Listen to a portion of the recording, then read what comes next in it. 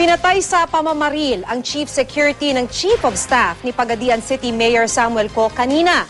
Wala pang linaw kung anong motibo sa pagpatay, pero isa ang politika sa mga sinisilip na anggulo ng mga otoridad. Mula Pagadian City, makibalita tayo kay Ian Cruz. Ian? Yes, Maki, isang kaso nga ng pamamaril kanina ang pasado alas 4 madaling araw na ganap.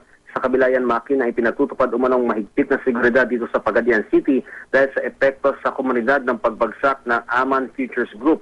Kinilala ni Pagadian Police kinilala ng Pagadian Police ang biktima na si John Paul Go, Chief Security ito ng Chief of Staff ni Mayor Samuel Co. Nagpapavulcanize lang daw ng gulong ng kanyang motorsiklo si Go sa sentro mismo ng syudad nang dumating daw ang dalawang di pa nakilalang lalaki na kamotorsiklo at pinagbabaril ito. Namatay si Go sa ospital.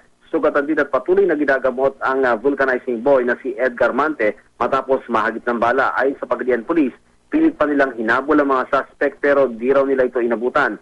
Di patiyak, Maki, ang motibo pero isang politika sa maaari raw dahilan ng pamamaril.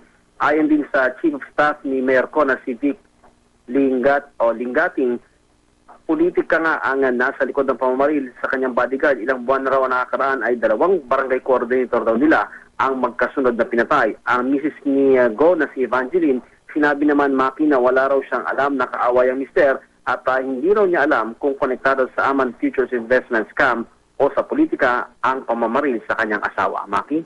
Maraming salamat sa iyo, Ian Cruz.